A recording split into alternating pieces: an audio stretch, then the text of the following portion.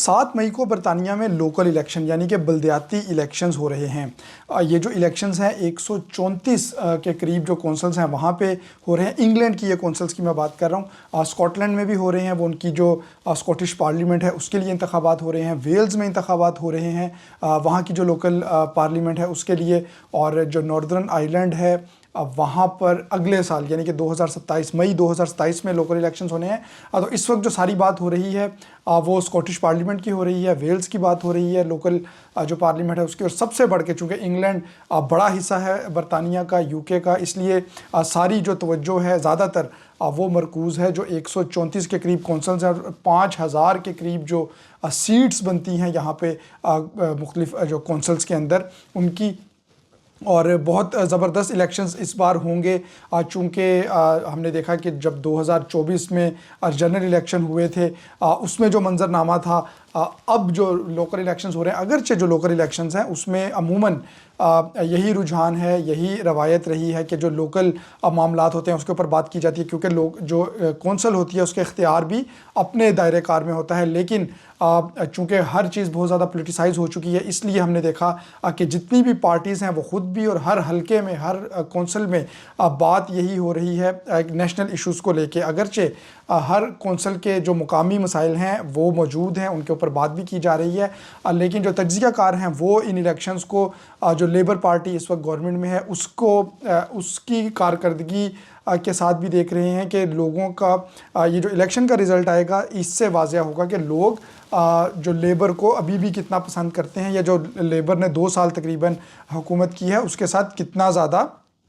अपने आप को अलाइन कर रहे हैं लोग।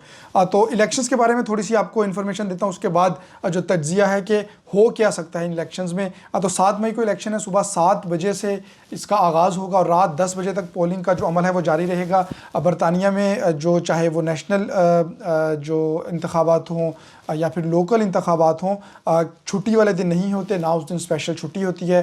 तमाम जो मामूलात ज़िंदगी हैं वो रूटीन के मुताबिक चलते रहते हैं, इसीलिए इतना जो तवील वक्त रखा गया कि 7 बजे से आगाज़ होता है और 10 बजे रात तक ये जो अमल है वो जारी रहता है। आप अगर ऑफ़िस जा रहे हैं, ऑफ़िस जाते हुए आप वोट कास्ट कर दें, ऑफ़िस से वापस आते हुए आप कर सकते हैं। दरमियान में अगर आप ब्रेक के वक्त करना चाहते हैं, अगर आपका जो काम है वो आपके जो पोलिंग स्टेशन है उसके करीब ही है, तो ये तमाम सहूलियत दी जाती हैं। इसके अलावा जो बहुत बड़ी सहूलत है, चाहे वो लोकल इलेक्शन हो चाहे वो जो नेशनल इलेक्शंस हो, उसमें कि आप कास्ट, अपना जो वोट कास्ट है वो बैलेट के ज़रिए भी कर सकते हैं। अगरचे अब तो उसकी वक्त जो है वो गुजर चुका है, उसके लिए आपको पहले से रजिस्टर होना पड़ता है, लेकिन बहरहाल ये सहूलत थी और लोग अमूमन उसका फ़ायदा भी उठाते हैं। और कोई बहुत ज़्यादा आपको बताने की ये ज़रूरत नहीं होती कि किस वजह से आप पोस्टल जो वोट है वो कास्ट करना चाहते हैं। उसके साथ साथ प्रॉक्सी वोट जो है वो भी लगवाया जा सकता है। अगर आप ख़ुद पोलिंग स्टेशन नहीं जा सकते किसी भी वजह से, आप बीमार हैं, आपको उस दिन बहुत ज़्यादा कोई काम है, आप दूसरे शहर में होंगे, तो आप किसी फ़र्द को अपने वो आपकी फैमिली मेम्बर भी हो सकता है, वो कोई और फ़र्द भी हो सकता है जिसके ऊपर आपको एतमाद हो, आप उसको ये इख्तियार देते हैं कि वो आपके हिस्से का जो वोट है वो डाल सके। तो ये एक मेरा ख्याल है बहुत सारे जो नाज़रीन हैं उनके लिए एक इंटरेस्टिंग बात होगी कि इस तरह से भी वोट जो है वो कास्ट किया जा सकता है। जो लोग वोट कास्ट करने जाएंगे वो इस बात को मद्देनज़र रखें, वो लोग भी और जो हमारे दूसरे नाजरीन हैं जिनको वैसे ही इंटरेस्ट है बरतानिया की सियासत में, कि आपने अपनी वोटर आईडी नहीं बल्कि जो आपकी कोई भी आईडी है जिससे आपकी पहचान हो सके वो आपने ज़रूर लेके जानी है। आपका वो जो ड्राइविंग लाइसेंस है वो हो सकता है, पासपोर्ट हो सकता है। ये बहुत ज़्यादा कोई पुरानी बात नहीं है कि इन शनाख्ती दस्तावेज़ात के बग़ैर लोग जो है वो वोट कास्ट कर सकते थे, लेकिन 2022 से ये जो रुझान नहीं बल्कि ये जो कानून है ये बनाया गया कि अब जो वोट है वो वोटर आईडी या जो आपकी जो आईडी है असल में वो उसको देखकर डाला जाएगा। इससे पहले मुझे याद है कि जब मैंने जो आगाज़ में जितने भी वोट डाले, चाहे वो लोकल असम्बली का हो चाहे वो नेशनल असम्बली का हो, तो आप पोलिंग स्टेशन पे जाते थे, किसी आईडी की ज़रूरत नहीं होती थी। अब वहाँ पे जो पोलिंग का अमला है आपसे सिर्फ आपका एड्रेस पूछता था, आपके नाम की तस्दीक करता था और आपको जो पर्ची है वो जारी कर दिया करता था उसमें बैलेट बॉक्स में डालने के लिए। आप उसके ऊपर जो अपने उम्मीदवार के आगे आप टिक करके फिर उसको डाल सकते थे। लेकिन इस बार जो लोग जाएंगे उनके लिए ज़रूरी है कि वो आईडी कार्ड, ये जो गुज़िश्ता हमारे 2024 में इंतखाबात हुए थे उसमें भी वोटर आईडी था, उसके बावजूद कि हुकूमत ने बहुत ज़्यादा तशहीर की, लेकिन बहुत सारे लोगों की शिकायत ये आई कि हमें इसके बारे में नहीं मालूम था। तो इसलिए मैंने ज़रूरी समझा कि इन तमाम जो लोग हैं जो जाएंगे तो वो अपने साथ जो आईडी है अपनी कोई भी दस्तावेज़, उसकी पूरी लिस्ट जो है वो जारी की गई है गवर्नमेंट की जानिब से, बारहा उसकी तशहीर भी की गई है।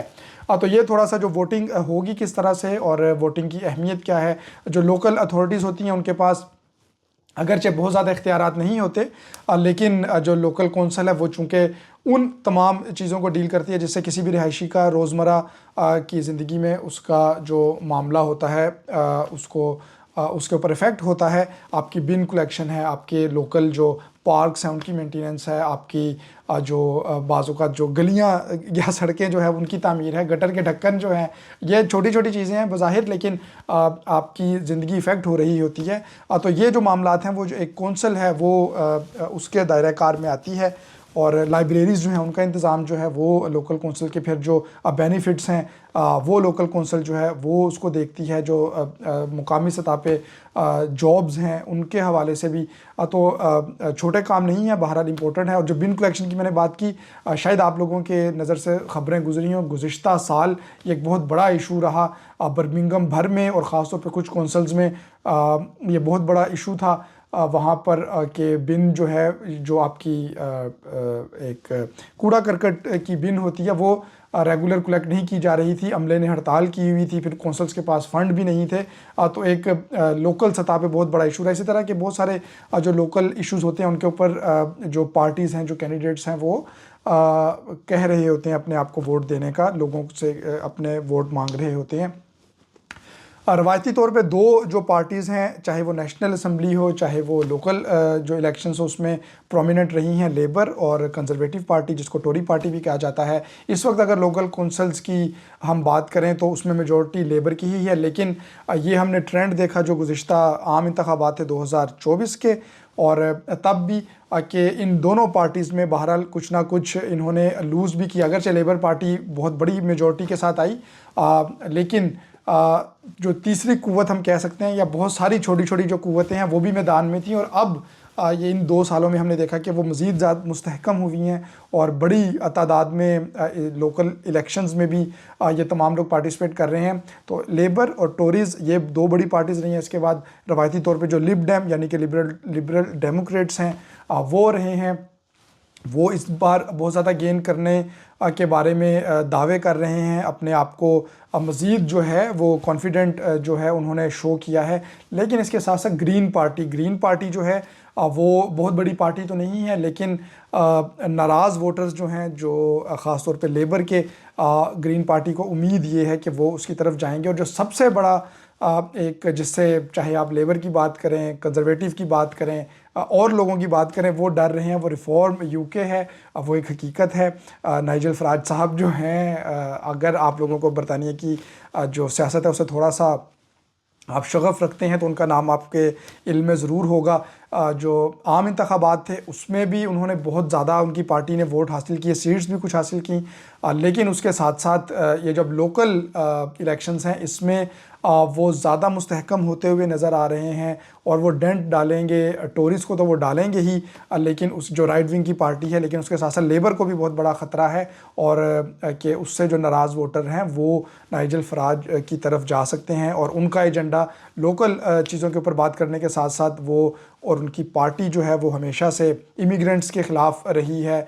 वो लोग ये कहते हैं कि वो वाइट सुपरमेसी की बात करते हैं, और उनकी रैलियों में अगर हम देखें या जो सोशल मीडिया कैंपेन भी है, ख़ास तौर पे वो एंटी मुस्लिम हमें नज़र आती है कैंपेन उनके कुछ कैंडिडेट्स की जानिब से, उनके कुछ बयानात ऐसे हैं। और ख़ास तौर पे जो रैलीज़ में बात की जाती है तो वो बड़ा वाज़ेह तौर पे इमिग्रेंट्स के और मुस्लिम्स के ख़िलाफ़ जो बात करते हैं। इसके अलावा जो एक क़ुव्वत है उसको भी हमने गुज़िश्ता इंतखाबात, जो आम इंतखाबात है उसमें देखा, और अब वो मज़ीद ऑर्गेनाइज़ होकर सामने आ रहे हैं।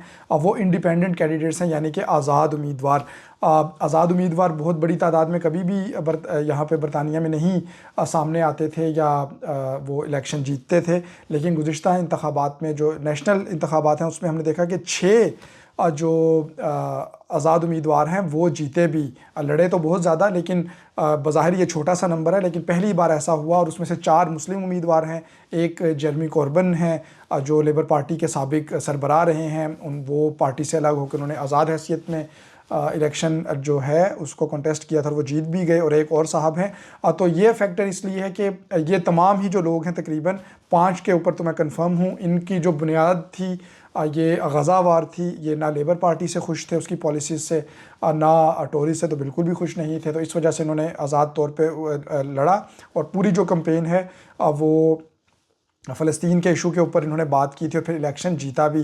तो यही रुझान अब हमें बहुत सारी जो कौंसल्स हैं उसमें भी नज़र आ रहा है।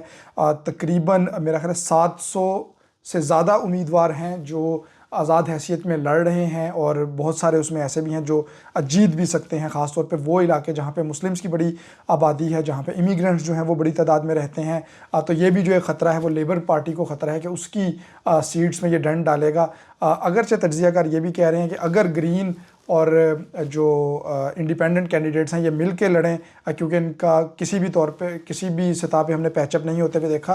बुनियादी तौर पे एक ही जहनीत के लोग हैं तकरीबन जो नाइंसाफ़ी के हवाले से बात करते हैं, जो बरतानिया को पराई जंगों में इन्वॉल्व नहीं होते हुए देखना चाहते, और इंसाफ की बात करते हैं, बराबरी की बात करते हैं, इमिग्रेंट्स के ख़िलाफ़ नहीं है। तो ख़तरा ये है कि ख़तरा क्या, अब तो ये चीज़ जो है वो वाज़ह होती हुई नज़र आ रही है कि वोट जो है वो स्प्लिट होगा और लेबर को तो डंड डलेगा, लेकिन जो फ़ायदा है सारा वो हो सकता है रिफॉर्म पार्टी जो है वो उठा के ले जाए।